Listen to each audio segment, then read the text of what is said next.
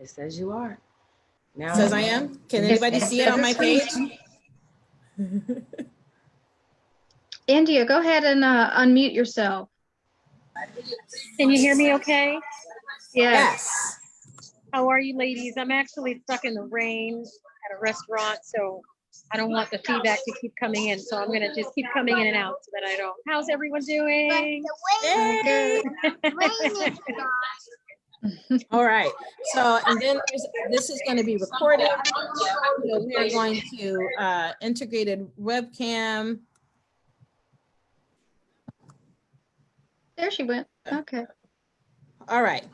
Y'all, I'm not good to the whole tech thing. So y'all gonna have to be patient with me, but it's 5:03 and we got all of our people here, and this is live on Facebook. So welcome everybody to our second Acu-points Black Acupuncturist meet and greet. And so the way that this came about is a beautiful friend of mine named Rhonda Coleman, Dr. Rhonda Coleman, said that, you know, we should do this so people can have the opportunity to see melanated faces that are also acupuncturists. Many of us over the course of our practices have had people say, wow, I didn't know that there was such a thing as a Black acupuncturist. And in one of the talks that I recently did, there was a student there that had never ever seen a Black acupuncturist before. And I'm like, that is really sad. We should really work on that. And so we did, right? And so this is the second one. And I have a whole new host of beautiful, beautiful, beautiful melanated acupuncturists that I want you all to meet and to greet. And they're going to tell you a little bit about themselves. They're going to tell you about one of their favorite points. They're going to tell you about one of their super favorite clients or stories or success stories or whatever it is that they want to tell you about. And then we'll open it up periodically to the floor so that people can ask questions of these wonderful, wonderful healers that we have up here. And I will hopefully maybe possibly figure out how to check back on Facebook and answer questions from Facebook. I might actually have to like log into Facebook on my phone because your girl can't work tech, y'all. All right, so I'm gonna turn it over to our wonderful panelists. And the way that this worked the last time is the person who had the biggest smile, too late, you can't close your teeth now. The person who had the biggest smile is the person who got picked. So India, you were smiling when I was talking. I knew the rules. So you are stuck being the first person, or the blessing of being the first person to tell us a little bit about yourself, how you became an acupuncturist, why you're an acupuncturist, a little bit about your practice. Fill us on in about you, Mama India. Take it away. I'm happy to do so. And again, sorry if there's some feedback. I'm in an open restaurant stuck in the rain out here in New York. So oh boy, my journey started in my early 20s. Like most of you, I was just not satisfied with Western medicine. I had a history of asthma, and Western medicine never really fulfilled my my symptoms and my chronic ailments. And so in my just self-exploration of alternative medicine, and with an honest interest in the Orient, I just fell in love. I literally, believe it or not, I had a dream, and this is ancestors, that my grandparents drove me to an acupuncture school, and the next day I got accepted. And that's really my story. Talk about ancestors showing up. So then my journey started, and I fell in love. I felt like I was relearning myself all over again. And so during that process, the way academia is set up, which I am a professor of acupuncture, I wasn't really getting all of the details. So I enrolled myself into Reiki. So I'm also a Reiki master teacher, and that filled in all of the other stuff that was happening when I was practicing. Like, why am I feeling things? And is there energy transferring? And what is happening? And why do I feel symptoms, as I'm treating? So there were a lot of gaps that were still missing, and are still missing actually in the academia world as it relates to energy medicine. So all that to say, I graduated in 2012, and I was active. I actually started teaching really early, and that's what I still do. So I'm a professor of acupuncture studies. I've been teaching for 6 years. So that has been a total blessing, because I am very diverse in the literature. And so that shows up very heavily in my practice. So I'm currently practicing. I'm still actively practicing in Union Square in Manhattan. I'm also a full-time mommy. I have a 3-year-old, a delicious 3-year-old. So you all know how that is. And she's special needs. So I am hands-on all day. And I am now with this new COVID experience, it has taken me into a whole virtual wellness telemedicine world, which I'm absolutely in love with. And it's actually making me want to bring more information that is missing in academia. So that's pretty new for me. There's a lot that's not being taught as it relates to Chinese medicine. And I'm sure all of you can relate, having been in the field. So, and there's a lot of historical information, as Dr. Dandridge knows, that is not being taught in Chinese medical literature. So just our visibility alone, my visibility alone, I represent New York College of Health Professions. Yes, sorry. I'm sorry, that's my 3-year-old, she's on my lap. If you go to the website, I am the only woman of color. I'm the only one, and that's incredible. It's just incredible that in 2020, I'm like 1% at a whole university in terms of the professors. So there's a lot of work to do. There's a whole lot of work to do, and I'm just so happy. I'm so blessed to be present. I'm so happy to be here, to be a reflection of all of you. And Tanisha, thank you so much for creating this and setting up this forum. All right. Well, thank you. So we learned a little bit about Mama India, and we have to pick somebody else, and everyone's trying to stone face, but Denise is not doing such a good job with her stone face. So Mama Denise, take it away. Hi, everyone. I'm glad to be here. So I studied acupuncture after having a career of 30 years in healthcare administration. I have an MBA in finance and health service administration, and I've worked extensively in the healthcare industry, mostly in finance and IT. And so I've had a look in the background structurally in our healthcare system in this country, and let me tell you, it was pretty sad because a lot of decisions that were being made were strictly financial and had nothing to do with the well-being, of our people. Yeah. And so it's a money-making industry. And, when you look at the amount of money that's being spent in healthcare and on surgeries and medication and just a lot of things that really have nothing to do with wellness. And so we pretty much support a system of illness. And then we're throwing all kind of things at it to have a person have good health. And frankly, I don't think we're very successful at it.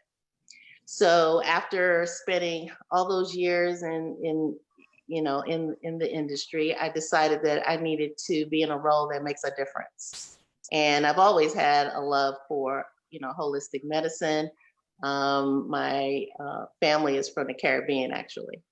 And so I grew up with herbal medicine and natural remedies all my life. My grandmother telling me, you young people always want to take all that medicine there. You better drink this bush tea. So that's, bush tea, some onions in your sock and all kind of stuff. So that's how I grew up. And then, as I, went through my career, I actually ended up working in Minnesota for Northwest Airlines. Remember them? They're now Delta. But while I was working in Minnesota, my mother was with me, and she had a case of plantar fasciitis. And she, in their healthcare system, they actually have a blended system of Western and Eastern medicine and Native medicine, actually. And they've been doing that for decades. And so when she got there, she had the typical steroid shots. They weren't helping. And they asked her, so you want to try acupuncture? And she says, okay. So she tries the acupuncture, and her plantar fasciitis was gone. It hasn't even appeared again. And so that was my first encounter with that. And I grew up in Washington, D.C., and Washington, D.C. actually has a very active Chinatown, and they sell the Chinese herbs. I actually grew up like from high school. We go to the store down in Chinatown to get our Chinese herbal medicine. And my mother, once again, she had something going on with her knee. And I went down there and described the symptoms, and then they, prepare the herbal medicine for you. And she took it for a couple of weeks and it was gone, never appeared again. So there was, again, I had experience with the herbal medicine, then I had encounter with acupuncture. But as I was trying to decide where am I going to take the next path of my life, I decided, well, let me just check. I said, oh, maybe I'll go and study, be a nurse practitioner, or maybe I'll be a PA. I didn't know what I wanted to do. And one day a friend said, hey, you ever heard of Sophia? That's what it was called at the time. It's Maryland University of Integrative Health now. And I said, no, never heard of it. Went to a graduate night, and they had breakout sessions with the different majors. And I just randomly picked one. I picked acupuncture. And I went in, and that's when it changed my life. I said, this is what I need to do. This is where I need to be. And that was it. And, I went on to study. And I believe that it's been the most enlightening part of my life. I'm older now. I have a 27-year-old son. And so I figured that if I'm going to live another 20, 30 years, I might as well be doing something I enjoy. And I really do enjoy it. I built a group practice in Gambrills, Maryland, because I had the initial training and experience with health administration. Actually decided to build a model in acupuncture that I think would be beneficial to all acupuncturists if they want to practice that way. And I know the challenges of working in a group setting and how, practitioners want to maintain autonomy and they want to work in a solo practice, but there's also great advantages to working in a group and also not lose your independence. So that's the type of model, I've been building. I've been, practicing, actually, went into the political arena. So now I'm the president of the Maryland Acupuncturist Society. I've been president since last year, like a year ago, actually, last year, July. And and then I was appointed, and then I went through elections in March, challenging time with that election. And then, so now here I am. And so one of the things that I've been doing, because I'm also a representative with the American Society of Acupuncturists, which is the national arm. I'm also a delegate there as well. So I get to see all of the operations as far as nationwide and legislation nationwide and in the state that has to do with acupuncture. There's a lot of things going on right now as far as acupuncture. So one of the things that has come out, or initiatives, is to have acupuncturists be recognized providers under Medicare. So I don't know if you know, but recently Medicare actually approved to have acupuncture be a modality of care for back pain. But actually acupuncturists are not Medicare providers, so we're not able to bill under Medicare. We have to do it under a physician, MD, or some other health provider who is a bona fide Medicare provider. So we're working on that right now to see if, acupuncturists are ready to be able to be included in Medicare. Also on the forefront, we've been working with the state to work with Medicaid initiatives. Medicaid only covers children, so you have to be under 18 and they will pay, but for adults, they do not. So that's one of the other initiatives that we're working on. Acupuncture is moving swiftly mainstream. And some of that has to do with the opiate crisis, of course, where we have had to find, other means of pain management for our citizens who have become addicted to opiate pain medications. And so there's a lot of opportunity there. Acupuncturists are great pain relievers, so very effective.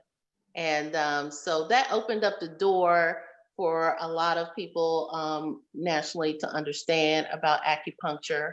The Veterans Administration is a great advocate of acupuncture. In our practice, we see a great deal of veterans and have the relationship with them. And any acupuncturist can also become credentialed and be able to see veterans as well. So, well, I'm giving you a lot of history. Your hands in many pots, many pots. The woman is good. She is stirring with both hands and both feet. Go, good. Thank you. That is so awesome. Thank you for all the things that you shared. And unfortunately, I caught the Pennsylvania, Dwania. I caught Dwania smiling. Ha! Please tell us a little bit about yourself, beautiful, and how and why you became an acupuncturist. All right. So, hello, greetings. My name is Dr. Dwania, and I got to sit next to Miss Denise when we were graduating. So we weren't in school at the same time, but we graduated together. So I became an acupuncturist. I'm in New Orleans now. I'm not from New Orleans. I was born in Ohio, raised in Pennsylvania, but spent most of my time in DC after I left college in North Carolina. So I used to be a social worker in DC. Yeah. I used to sometimes meet my patients in the alley because that's where they were. So I did not come to acupuncture because of any personal pain or afflictions that it cured for me. I actually, from social work, became an esthetician and then became an acupuncturist because I was working nonstop and the acupuncturists were having lunch breaks and making more than me.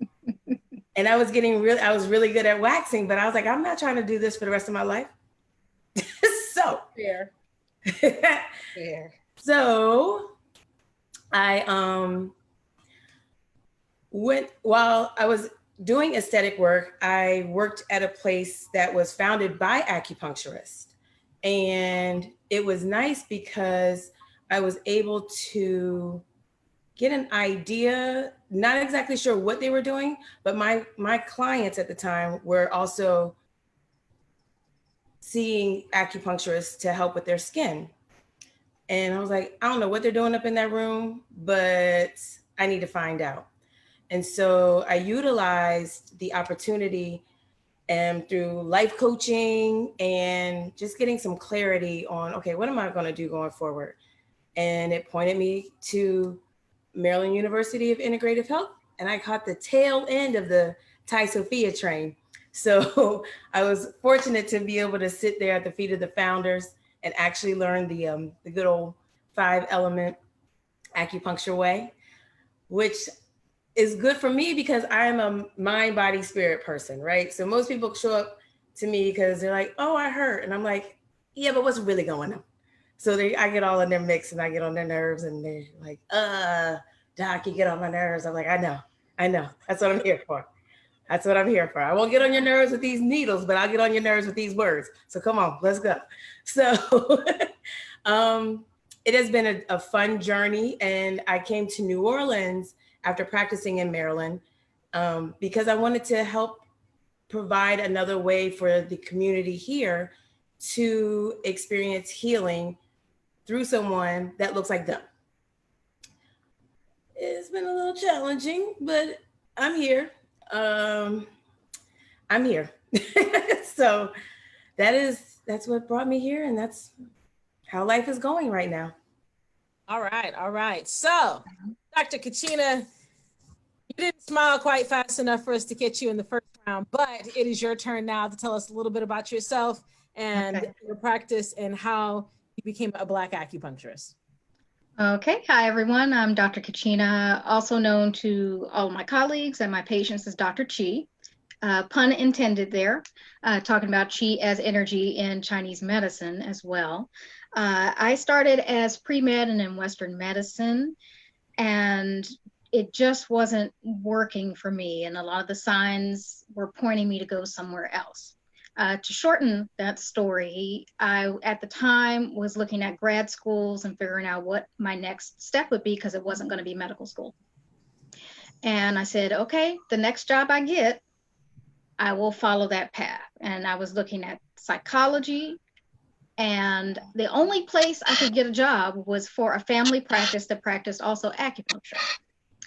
And there's only one school in Maryland. So, of course, Dwania, Denise, and I, we all went to the same school, formerly Pi Sophia Institute, now Maryland University of Integrative Health, and completed the doctorate there. In total for practicing, including internship, I've been practicing now 6 years as of this month. Seems so long ago, especially with the struggles that we deal with every day. I also practice 5-element acupuncture, which is the primary style that is practiced from our university, as well as traditional Chinese medicine. I integrate the two. I am also about mind, body, and spirit, and that is really the foundation and tenet of our school. I practice currently in Tacoma Park, Maryland at the Still Point Spa, which was where Dwania was previously. All right. So there are a couple of questions. I'm going to circle back. I think, Mama Denise, there were folks who wanted to know what school you had participated with. Oh, I attended. And Mama India. I attended Maryland University of Integrative Health. When I started, it was Pi Sophia Institute. I actually completed the master's program in 2012 and then went back for the doctorate and finished in 2016. So I'm Dr. Tyson. All right, Dr. Tyson and Dr. India. I call everybody Mama, like I just did his role, so no disrespect intended. Mama India, Dr. India, can you please tell us what school that you participated with? Absolutely. So it is called New York College of Health Professions. They are based out of Syosset, New York. And it is actually the school that I have been teaching at since 2014 as well. So I have spent quite a long time with this school. I've been literally with this school for going on almost 15 years. So, so yeah, and then obviously Pacific College of Oriental Medicine is where I completed my doctorate and where I met the lovely Dr. Dandridge. They are partying hard wherever you are. I need to be with you. Yes, they are. It's a lovely, melanated, wonderful group of women next to me. They're lovely. I'm loving it. I would say turn the camera and let us party with them, but this is Facebook Live and they may not appreciate that at all. So don't do that. All right. So there was also a question about Medicare, but before we get into Medicare, because that might be a super long question, there was one about, does MUIH have an on-site clinic? Yes. Yes, MUIH has an on-site clinic. I'm checking Facebook. I don't see any questions. And then, so Dr. Denise, there were questions about talking a little bit more about Medicare involvement, especially with your group model. And I want to make sure that everyone has a chance to like talk about like their favorite points and their favorite success cases. So can you tell us a little bit more about Medicare, Medicaid? Okay, so the federal government has two systems. They have the Medicare system that is designed for our citizens who are 65 and older. Usually, even if you're working, your health plan has to convert over to Medicare. That system all of the stipulations or the rules for Medicare are decided by Congress. So basically, who gets to be a provider in that plan, and we're not, as far as acupuncturists. However, if a person has a secondary insurance like Blue Cross Blue Shield, Medicare, then we can submit submit a bill and get paid through that. But of course, it's an advantage to be included as a provider. Then, everyone who is in that category and has Medicare insurance, they can take advantage of acupuncture and have it covered. Medicaid is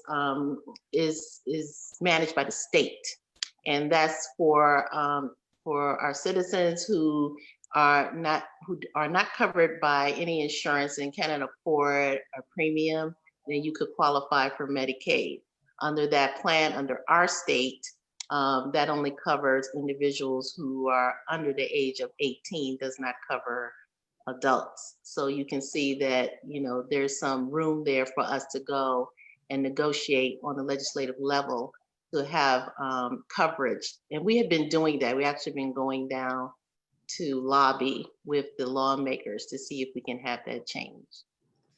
I know that is definitely going to be a leg up for individuals like all over the United States to have the opportunity to be able to use the Medicare, the Medicaid, and some of the lower income available insurance through the Affordable Care Act, so that more people can have access to acupuncture. And I know that also is part of the hope and the goal is that once we get that access through Medicare or through Medicaid, as it is already approved for veterans, that more conditions will be covered as opposed to just low back pain. As many of the women are about to tell you who are part of our panel today, acupuncture can treat practically everything. And I do mean practically everything. So we're gonna go in our original order. If you guys can tell us a little bit about your favorite case or your best success story or something that really stuck with you with the client that you treated. And we're gonna start with the party girl over there in the corner, Dr. India. Tell us a little bit about, she's got that. I'm really jealous. If you can tell us a little bit about one of your most successful cases or one of your cases. Sure. And again, sorry for the noise. So you said my most successful cases or most memorable case, most successful case. Throw in a point. You go. Okay. I just got to get this point out. So very, very, I think within the past 3 years, the point that literally for me helps to really get to the emotional root of a lot of ailments is CV17. For me, that is like the key. As soon as I put that needle in, I got a crier on my table. And for me, it's just so powerful that I can open up the chest, that I can open up, and the location of this point is actually sitting in the middle of the chest. I'm assuming everyone knows this. But this point is sitting right on the sternum, kind of like in the fourth intercostal area. And, just imagine, all of the grief and stress that we hold when I needle this point. I literally get a release on absolutely every single patient that I've ever used it on. So for me personally, and I can say very recently, I've had the pleasure of treating 3 generations of beautiful melanated women. So grandma, mommy, and daughter. And it's interesting because I had the opportunity to treat daughter first, mom second, and then grandma. And the issue started from grandma. So grandma was the last patient that I was able to treat. And as I worked myself up through the lineage and treating them, I gave suggestions to the daughter in treating her energy that would benefit the grandma. And as grandma corrected herself, literally the whole line corrected itself, which was like, I'm like, this is why we do what we do. So for me, this medicine is so beyond the physical. I think that's what drew me to Reiki as well, is that we do work with energy. We do work with mental, emotional. And so for me, I found that I definitely dig deeper into the mental, emotional aspect of the root cause of most ailments, because in my professional opinion, about 90% of the ailments that I see that may even be trauma related have a mental emotional component. So for me, that's my strong suit is really getting to the core energetic stagnation that created the physical stagnation. So that's really where where my strengths lie as a practitioner. Now, granted, people usually come to me because they want physical work, but I find that I'm able to get to the more energetic aspects, the more mental, emotional parts of them. And it's just the beauty of working with acupuncture, in my opinion. And I think this is what is lacking professionally. A lot of my students are not taught about the jurisdiction that we have to go into the mental and emotional areas. We're only taught from a more Western myofascial kind of level, if that makes sense. So there's a lot of misinformation. There's a lot of lack of information that's not being taught. And again, you know, our experience as melanated people, and my understanding, we're not just bringing ourselves to the treatment. We're bringing our lineages. We're bringing all the healers that have come before us. And so my grandmother was a healer. she was the kind of grandmother that she didn't know anything about acupuncture, but she would just rub your belly. She would use mercurochrome. I don't know if anyone knows about mercurochrome. She would put mercurochrome on everything. And she just put her hands on you, and that ailment was gone. She would always go the medical route to get the diagnosis. And you spend a few days with her, and that ailment was gone. So, you know, really helping my students bring all of themselves to the treatment, I think, is so vital, and not just their technical data. And so, you know, working on ourselves and making sure that we're always tuning into our own holism and our own self-treatment and our own self-love and self-healing is essential to how we heal. So that's really where I find that I'm really starting to move forward in helping the newcomers of acupuncturists, new students, new healers coming in, really entering it from a true and sincere holistic perspective, and not from a Western trained sense, which sometimes the medicine does. It does get a little Western, very clinical, very symptomatic only, and not really treating the mind, body, and spirit. So that's my share. Thank you, beautiful. Thank you kindly for sharing with us. Dr. Denise, can you please share one of your most favorite success stories and one of your favorite points? Well, I work with a lot of veterans who are, you know, are experiencing PTSD. So trauma is something that I treat a lot of. And I think that, you know, you're right. A lot of people think that acupuncture is just for pain and some back pain, some hip pain, but it's also for that, you know, emotional pain. And one of my favorite points for that is Heart 7, the supreme controller. And what I tell my patients is that, when you're feeling anxiety, when you're feeling fear, when you just don't self, it's like, you're in command of your body, of your spirit, of your mind. And the Heart 7, what it does is sit you erect and correct on your throne and setting your crown straight. And the patients always come back and they say, I feel that. I feel like my crown is straight, that that I'm in charge. And so I love that point. It's a great spirit point. It's a great point for, emotional pain. And yeah, that's it. Okay, but you got to tell us about one of your favorite success stories too. Oh, okay. So success stories. Wow.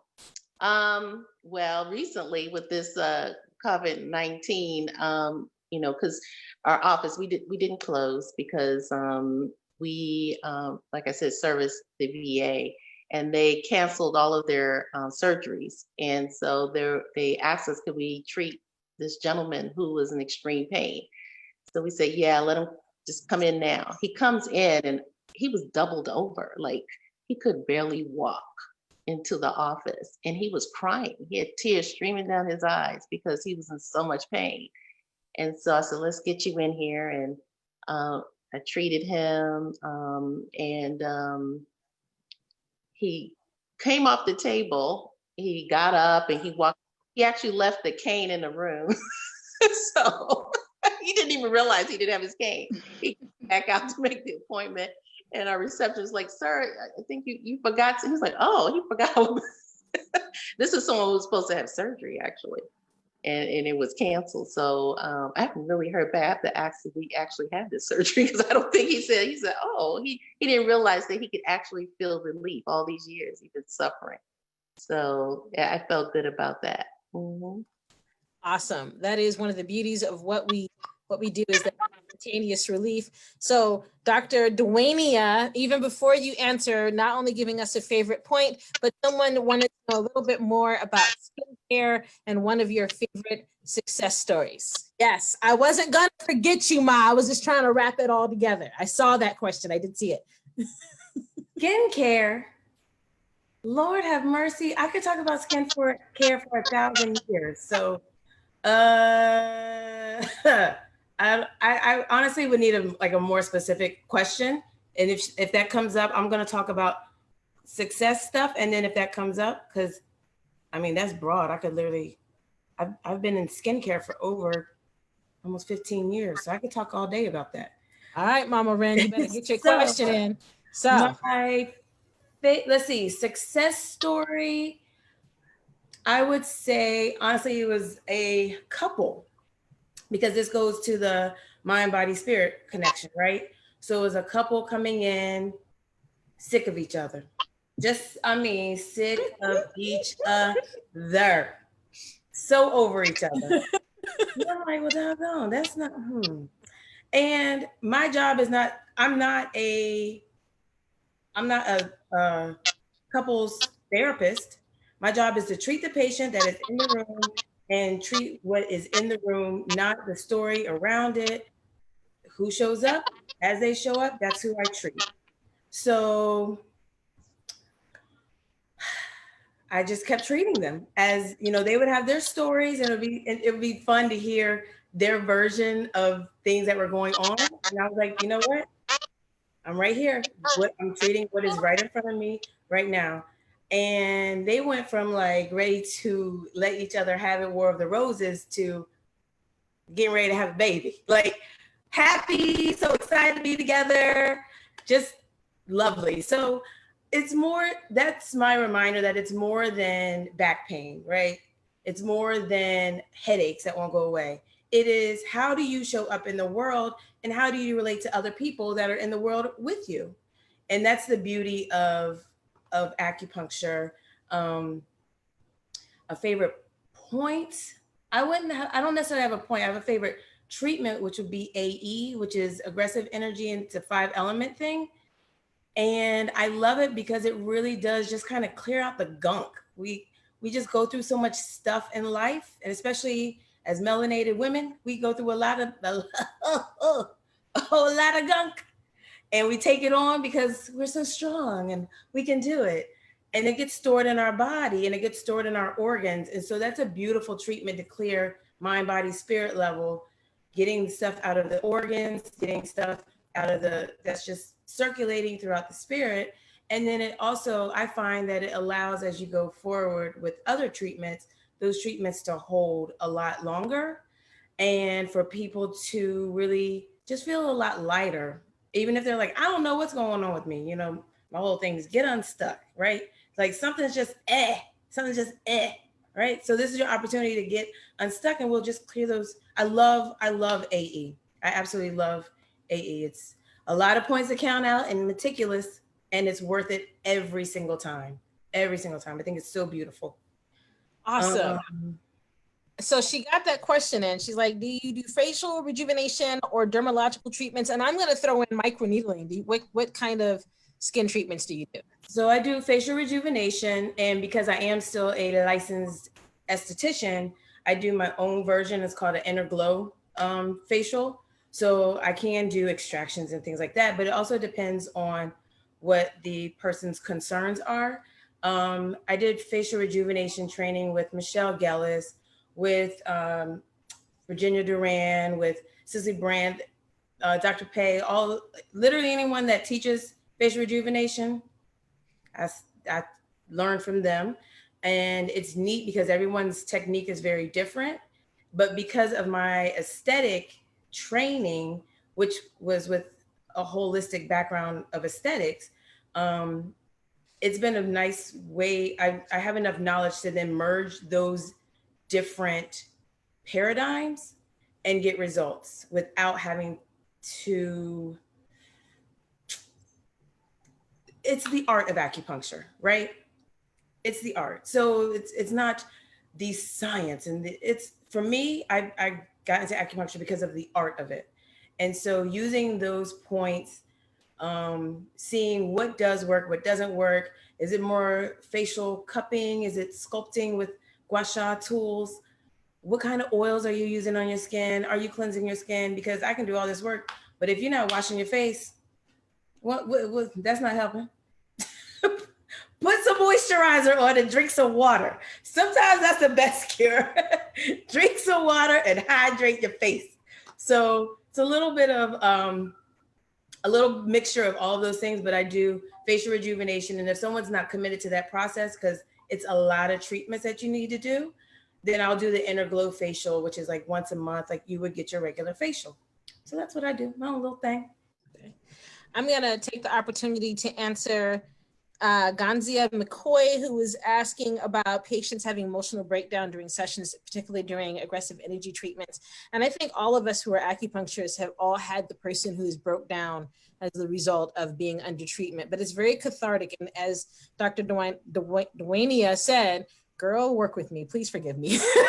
It's like getting the out, and particularly living in this country, as a melanated individual or just individuals in general, like there's a lot of stress that comes along with living in the US and the go, never stop, pull yourself up by your bootstraps. You can get it if you work hard enough for it and burn the candle at 50 different ends, right? I think we've all had that experience as someone who just breaks down in the middle of a treatment. But the thing is that this is a different kind of breakdown. And once that breakdown is done, you can really take a deep breath. Your lungs can expand, as Dr. India said. You can really get that deep breath in, and that you can feel a lot better. And the notes that you described, so it's a series of points, Anthony Williams, the aggressive energy treatment is a series of points. And I can tell you, as a non-5E person, I don't even know what they all are. So They're inner bladder line points. That's the simplest I can explain. The yin organs of the inner bladder line. But isn't it like a Ren 1 and a Do 23 and a something? No. No, that's a different block. Yeah, that's a different treatment. That's ghost treatments. Okay. So, no, well, not even no, that. it's actually CVGV block, but that's different. Yeah, I don't do those things either. I am not a 5E practitioner, so these are things that I don't do. I personally work with a lot of the extraordinary vessels and with E-stem for getting a lot of my things to move. But before we run out of time, I want to make sure that we get over to Dr. Kachina. Mama, can you please tell us your favorite point or points or favorite treatment and one of your greatest success stories? Favorite points, plural. For me, auricular acupuncture is extremely effective, especially when you don't have a whole lot of time, especially effective for those who have PTSD or any source of trauma. And maybe you just need that quick boost before you come for another full acupuncture session. On the ear, the point that I want to talk about is called Shen Min, which translates to heart door. If you ever feel your ear, there's a depressive area, almost like a fingerprint up here at the top. That point, Shen Min, is good for calming anxiety, good for your sleep. Honestly, I couldn't stop naming the millions of uses it has. Every acupuncture point has a mind, body, and spirit indication, and whatever intention you set and other points you use with it help direct it toward using whichever that particular intention is for. But I think one of the points that a lot of people need right now, and I find can change my client from talking too much to quieting, or if someone just can't get the words to actually opening up, is called Yin Tong. It is right here in the middle of your forehead at the third eye. And that's especially useful for calming the mind, which a lot of us forget that the head is attached to the body as well as your brain to the rest of your body. And to help get them in alignment, I find that useful.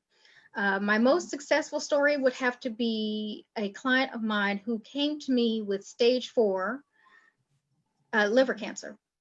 And he was able to endure his treatments up until it became terminal without any use of other medications to take care of his pain other than acupuncture.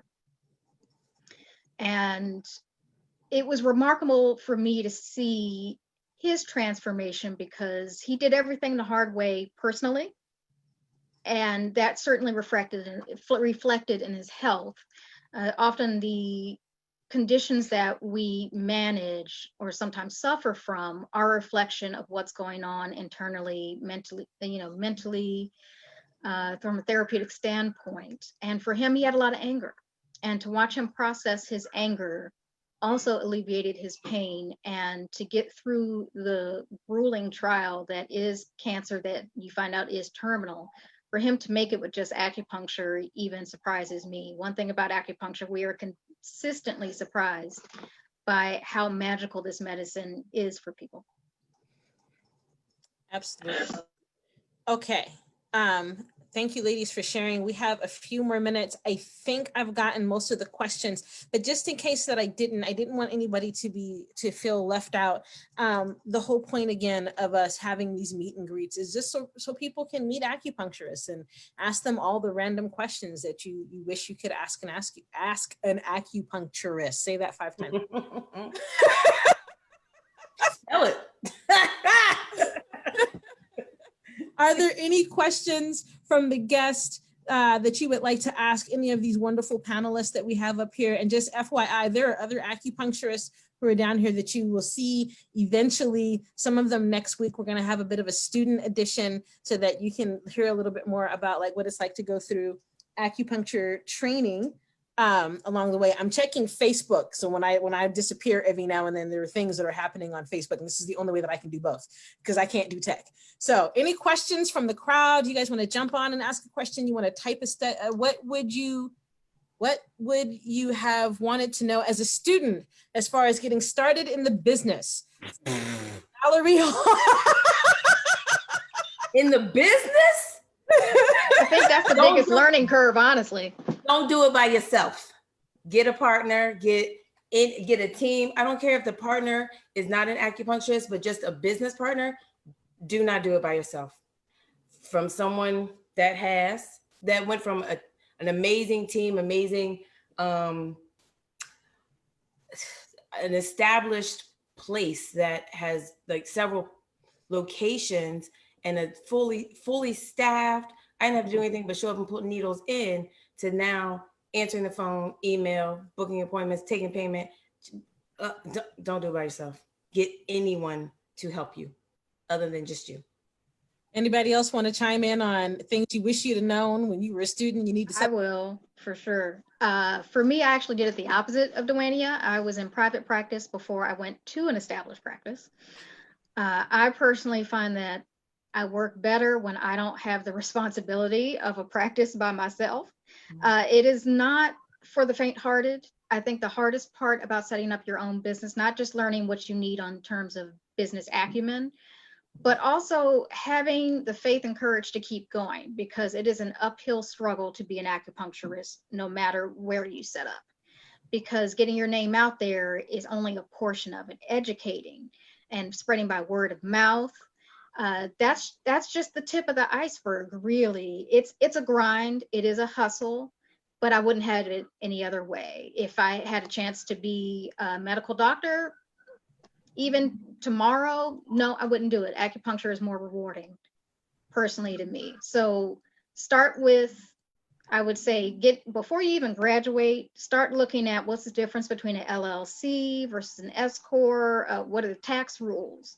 What your overhead is going to be. Start creating a budget. Start working backwards. If I want to make this much a year, let me work backwards from that. Okay, that's going to be taxes. Then that means I have to charge this much per person and see this many people. Don't give up on it. It took about 3 years. Into my 3rd year, I really started becoming truly successful, what my standard of success would be. So that's the number one thing. You've got to have faith and keep pushing. All right, Mama, Dr. Denise or Dr. India, do you tack on to things you wish you'd have known when you were still in school? I'm actually teaching business management right now this trimester. So it's really interesting how things are so different from when I was a student. But one thing that what I can relate is that a lot of the information that was presented to me as a student actually was dated. So right now I'm sharing with my students that you should really volunteer yourself into the practice, or at least have a chance to visit the practice of a practicing acupuncturist to get a feel for if this is for you, and to also be exposed to the different various ways that you can use your acupuncture license. So teaching was never on my radar, but I wind up being a teacher. And you can go into research, you can go into writing, you can have a profession as an acupuncturist on a boat. You can be a professional in a setting where you are the resident acupuncture in a chiropractic PT environment and you're seeing 100 patients a day. So there's so many ways you can utilize your degree and your license. And there isn't just this one way of practicing. So I think that the students need to know that there is a varied way that you can go into this profession. You're not limited. So I would say that I wish I had known that. Good. Mama Denise, Dr. Denise, is there anything else that you would add on to these beautiful ladies' testimony of things they wish they had known back in Acu school? Well, for me, because I came from the business world and then went into acupuncture. So I already knew how to start a business, how to maintain a business. But the one thing was really getting a grasp of the acupuncture industry as a profession, that there was a whole culture around it, and that which was actually moving against a business model.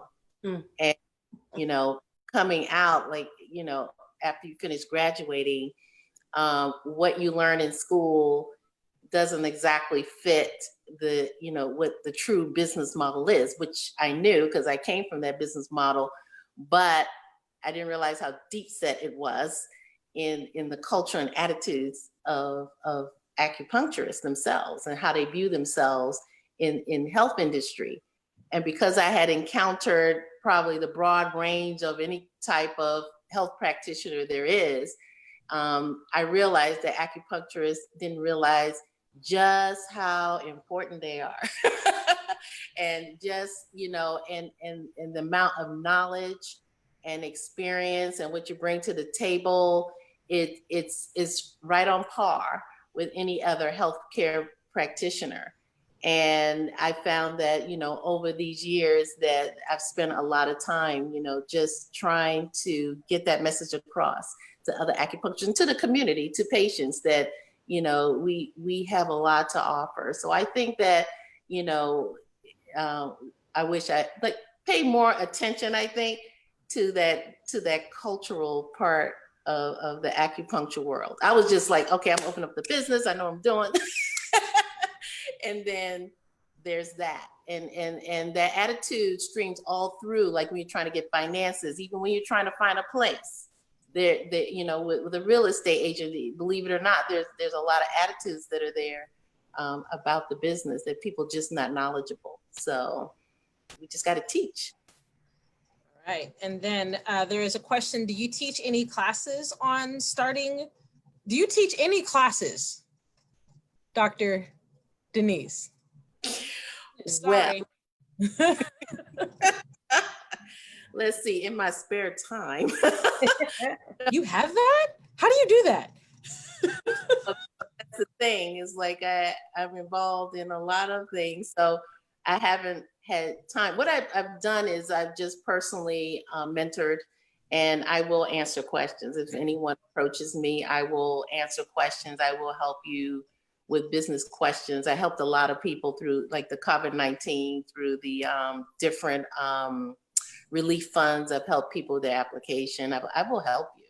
I just haven't formally created a class or a forum about it, but I'm approachable. Just hit me up. I will answer any question you have and help you through. Because for me, it's I think it benefits us all if all of us are in a good position, and, you know, as far as our business, so that we can survive, so that we can be, you know, an ongoing concern, as they say in the business world. So yes, feel free to contact me. All right. So I'm going to answer that question because I have a really weird and unique business model, and that I am mobile. And there are probably less than 20 mobile acupuncturists in the entire country, and I'm one of them. And I'm being really generous with the number 20. Oh, excuse me. Sis over here is one. My bad. Dwaynia is also a mobile acupuncturist. I've been a mobile acupuncturist for 4 years now, exclusively. I haven't had a clinic. I go to people's homes, I go to people's businesses, I go to pop-ups, I go to drug treatment centers, I go to beaches, I go to birthday parties, I go to bridal showers, I go anywhere you're gonna pay me to show up with my needles, I stab people and then I leave. It's never a felony, it's always wonderful. And I love my business model because I get to see, touch, and treat people that I would never have access to in any other way. So my last clients on Friday were, it's usually a mom and a son, and the son wasn't there, but the husband was, and the husband was definitely on his last straw of nerve that he could possibly have, and definitely got a lot going on, and he would never come into a clinic, and the only way that I was going to see them is because they were tacked on to the end of my schedule, and he was home at that time, right? And then as I'm treating the two parents, the son comes in from a camping, hiking trip, whatever it is. He's like, oh, Tanisha's here, Mom, can I get a treatment too? Right, and that wouldn't have happened if they had left to go to a clinic. I would never have been able to catch the child who was coming in and under duress from the hiking trip that they had been in. I get a chance to see a lot of moms and a lot of kids and a lot of grandmas and a lot of folks who would just never get treatments. Also a part of my business model is I work with Designing Justice, Designing Spaces, which is essentially a pop-up community that happens in melanated communities, specifically for melanated individuals to be able to go and get a variety of healing modalities. They pay the healers, there's a variety of us, to come out and to treat people. But if I was stuck in a brick and mortar, I would never be able to go out and treat people out in the retrofitted RV that they have, and they don't all fit in the RV. Like, there are people everywhere. There are people on the sidewalks, there's people in bean bags, there's people on yoga mats, there's people on fold out chairs. They're just people wherever they can get in, we fit them in, and we put needles in them. I'm not always by myself. And so I want people to know that that is also an option. Like, your business model is pretty much whatever you can dream up. You just have to sit down and think about it. You got something to say about that, Mama? Yeah, I'm going to piggyback on that, because coming to New Orleans, where I did not know anyone, and a lot of people were like, well, I don't know you, right? So there's lots of pop-up shops. That's a big thing in New Orleans. They have a lot of pop-up shopping boutiques. And I'm like, well, I've got something. This is literally the city that started bling bling. And so I got my ear seeds because people were afraid of needles and they didn't know me. But I'm like, you're going to get these treatments because you need to know that this works. So I would do pop-up ear seed things, and then it turned into, Doc, can you come to, we're gonna do a little house party. Sure, I will be there. I'll put ear seeds on everybody. You get a seed, you get a seed. I was Oprahing it up with these seeds.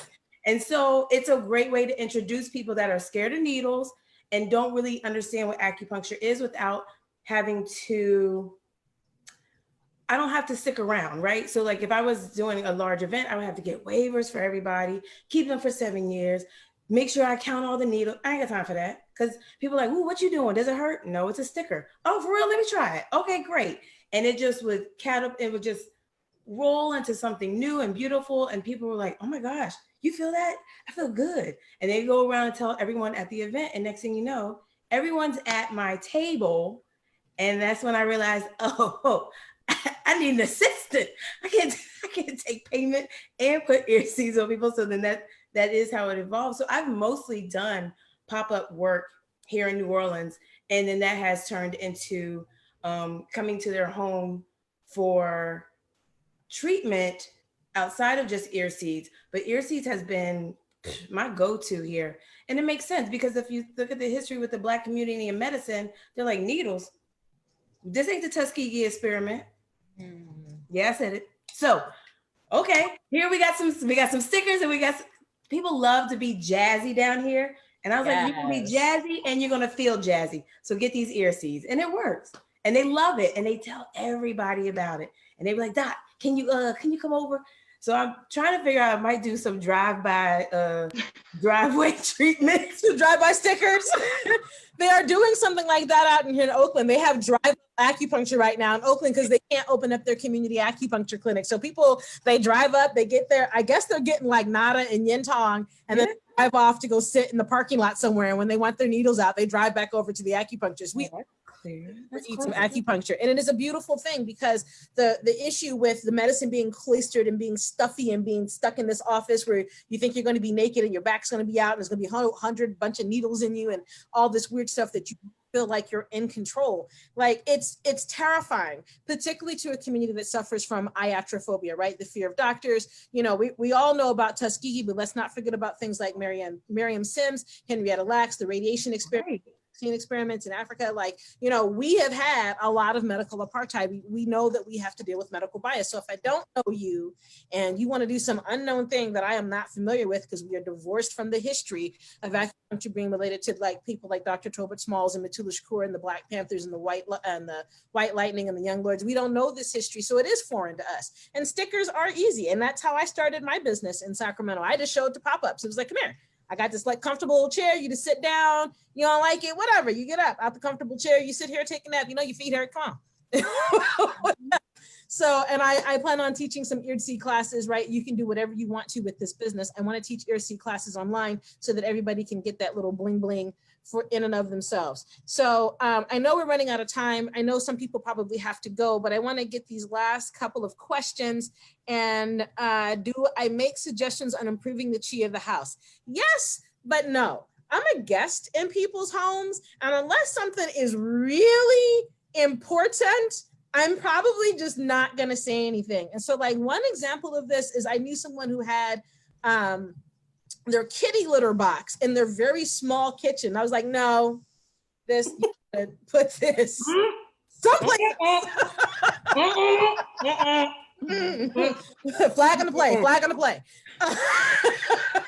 But other than that, like unless they ask me, I don't make a lot of changes to people's homes because I'm coming in as a guest. I make changes to their lives, and then they can ask me like how to do those things. But I'm also not that kind of practitioner. Like I'm not a person that's into feng shui. If I can walk into your door with my equipment, then I'm good. All right. I don't know if you make any feng shui suggestions. And then there was also a question about, do your rates change from when you first started to have a consistent patient base? My rates change because life is expensive. And I raised my rates this year before COVID because I'm now Dr. Dandridge. I've been Dr. Dandridge for 2 years now. We have them student loans that have to be paid off. California's expensive. The cost of living is expensive. The cost of everything is going up. And so I'm not going to eat that cost. Unfortunately, my patients have to eat that cost, right? The cost of gas is expensive and I'm mobile. So like gas is getting more expensive. Y'all got to pay. So that is what made me raise my patient base. And it looked like there was one more question I was trying to get to. How much do you charge to do the ear seeds when you do a pop-up? And let us know when you teach a class. Wait, is that last week? It varies. I think it's for both of you. It varies. So it depends. So there have been times I've done an event and I've just put one seed on everybody as my gift. So I've done Shen Men on everybody, and that was completely free because I'm like, y'all need to at least know what this can do. And then there's other times where it's like $60 per person at your house, and you're going to get a meditative session as well. So you kind of, it depends on where you're going and what you're doing. Because we know that the seeds are inexpensive. It's the knowledge of where to put them that cost. So they're paying for the knowledge. And then you can determine that based off of how you feel, because someone can come to me again, ear seeds. I feel you can treat everything with ear seeds too. So if you got some focus things going on or sciatic things going on, I can do either one. So it's up to you, but there's a range. There's a range. All right. Is anyone teaching any classes? Not yet. Not yet. All right. Well, I am teaching one class that I am desperately trying to pull up here. And I have a variety of classes that are all in the pipeline. Like I'm currently working on them. So what just came up in the chat box is I do have one class. It is a class that kind of inspired like a complete shift in my career to teaching and lecturing and research, which is definitely something that I've always wanted to do. So I do have a class out on COVID-19 and the racial health disparities gap and the social determinants of health. It's a very cheap class. It's $30. You can get, we have finally been approved for NCCOM continuing education units if you want to buy that for an additional $10. So there's the link to that class. Over the course of the next 2-ish weeks, a bunch of classes are going to show up, and they're all going to show up on the Black Acupuncturist webpage. And so I'll type that up there for everybody. You know, smart people would have half of this stuff ready somewhere so that I could just click on it. Go. Can I just add one more thing about mobile acupuncture? Yeah. Oh, yeah, mobile acupuncture. I did that before personally, my health, I couldn't do it physically anymore. But when we say mobile acupuncture, that varies in format, whether I bring a full table and do a full body session privately, or I bring a few chairs so that it's community style. So it can be whatever you want or need at that time. So I personally do not bring furniture to treatments. And when I tell people how to do mobile, I let them know, don't even be in the habit of bringing furniture. People have furniture. The whole point of this medicine is that it's thousands of years old. And thousands of years ago, there was no Sifu bringing a folding table to wherever it was he was going. He was going to treat you on whatever you were laying on. And that's exactly what I do. I am very capable of giving back treatments, butt treatments, neck treatments, head treatments, foot treatments. Wherever you are, we can figure it out. So I also have massage chairs. I have zero gravity chairs. I have all this stuff. And even as I'm slowly kind of sort of opening, I am definitely not bringing furniture because that's more stuff for me to clean. So you don't have to bring furniture. That's hard on the back and hard on the body. I have a little suitcase, and then I have like a little a makeup case, train box that I can have like just enough stuff, needles, swabs, and sharps container is really all you need to do this medicine. You need needles, you need a sharps container, and technically you don't need swabs, you need hand sanitizer, right? Because the clean needle technique says we don't even have to swab points at this point. So we're a little over time. I don't want to be abusive of anybody's time. I want to thank all of our wonderful guests for coming out to visit us. We have some students up. I'm sorry, what, huh? I thought I heard somebody say something, sorry. We're gonna have some students next week. And then we're going to have some more panelists. I'm trying to get some guys, man. I cannot get the guys to participate. We've had nothing but women thus far. And it, you know, our profession is predominantly female. So I see somebody pointing at themselves. So, you know, when I put that call out, make sure that you respond. Right. So don't run. It's too late. I saw you. So next week we're going to have some students so that they can tell you a little bit about the process of what they're going through of becoming acupuncturist. And then one of the things that I also want to do is, because there are so many questions that we want to be able to ask these beautiful, beautiful, wonderful minds like Dwaynia and Dr. Dwaynia and Dr. Denise Tyson and Dr. Lorena, who is like the OBGYN expert. Like, I can't give, you know, yeah, man, she's the truth. But I can't put her up here with 4 other people. People are going to want to pick her brain for 5 hours. Right? So we're going to start doing a couple of one-on-ones so that you can ask more questions and folks can get a little deeper into the medicine. So I want to thank you all for coming. People are asking how to share. It's being live streamed right now on Everyone's Place on Facebook. I will take a copy of the recording and I will email it to all the people who did register for the event. So you will get a copy of the recording. Please help us to grow by sharing. Sharing is caring. Please share the Black Acupuncturist website. Please share the GoFundMe, which I cannot get to pop up right now. But if you go to the Black Acupuncturist website, the GoFundMe is totally on there. Help to support us as we're making an organization, as we're talking about getting more continuing education classes, as we're talking about being able to pay to come up and do these things, because no one should work for free, right? And to be able to do more community outreach, that is definitely, hey, I don't know who just did that, but you rock.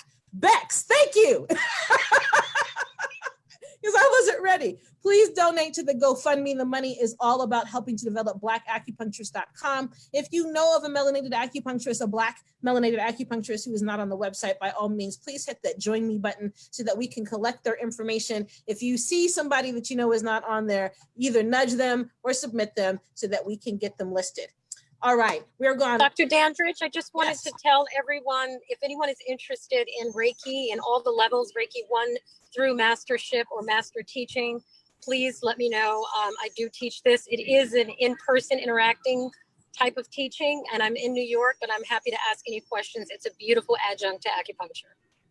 All right, we got Dr. India with learning how to do more energetic Reiki and energetic medicine. So thank you to this wonderful, diverse group of panelists. Thank you to all of our guests who made it in. And Y'all have a good night. If the panelists can hold back just so I can make sure that everybody is wonderful. Thanks, y'all. Thank you, everybody. This was wonderful. Thank you. All right, I'm gonna kill the live, I think. Okay, stop recording. Yes, stop the cloud recording and then stop live stream. Bye, Facebook.